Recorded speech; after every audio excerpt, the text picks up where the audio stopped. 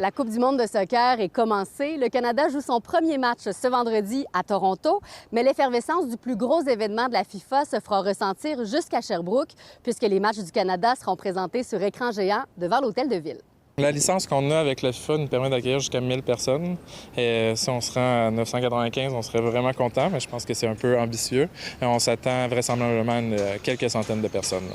Puis l'idée, j'imagine, c'est d'attirer des gens, évidemment, au centre-ville. Oui, exactement. Dans le fond, c'est ça. On visait aussi beaucoup les familles et les enfants avec, entre autres, la collaboration avec le club de soccer, le Mistral de Sherbrooke.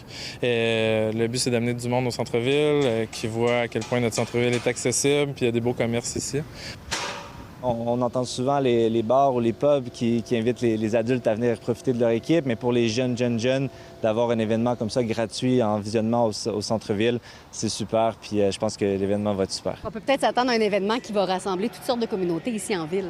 Ah oui, ça, je vous le garantis. Je vous le garantis, il va y avoir toutes sortes de personnes de partout dans le monde, de différentes origines, puis ça va être super. Donc, tout le monde va partager ça. Est-ce que tout le monde prend pour le Canada? On espère que oui, mais on va voir. Les commerçants du centre-ville espèrent aussi profiter de cet engouement. Cet après-midi, on attend beaucoup de gens quand même. C'est super intéressant de voir.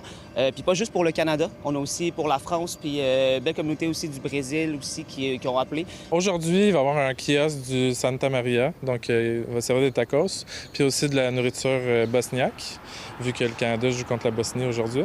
Et pour la semaine prochaine, on va essayer de voir s'il y a d'autres restaurateurs qui veulent se joindre à nous. Là, on commence un petit peu plus light, si vous me permettez l'expression, vu que c'est la première édition. Mais dès la semaine prochaine, on veut améliorer ça. Aujourd'hui, il va aussi y avoir de la bière, du baquet bière qui va être servi. Est-ce qu'il y a déjà pas mal de réservations? Oui, vraiment. On est surpris aussi. Ça a commencé aussi à appeler pour la semaine prochaine, déjà, donc pour l'avance. Donc, ça, c'est super le fun à voir que je pense qu'on va avoir une belle année, une belle Coupe du monde. Puis le fait que c'est en Amérique du Nord, évidemment, je pense que ça aussi, ça le soulève un peu plus. Puis surtout avec le fuseau horaire, ça, c'est plus intéressant aussi. Les heures sont plus intéressantes. Les années précédentes, on avait eu comme plus vers la fin de la soirée, vers 21h. Donc ça, c'était plus difficile de faire sortir les gens. Qu'est-ce que l'idée, c'est de tester avec la FIFA puis de le faire, évidemment, pour d'autres événements par la suite? Oui, exactement. On aimerait ça, entre autres, quand le Canadien, l'année prochaine, va se rendre jusqu'en finale de la Coupe Stanley, présenter ces matchs-là. Là, une Coupe du monde, ça a quel impact sur les inscriptions au soccer?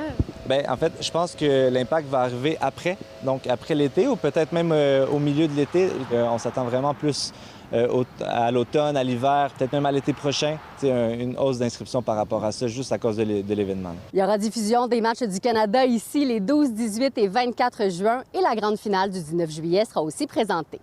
À Sherbrooke, Fanny Lachance-Paquette pour Nouveau Info.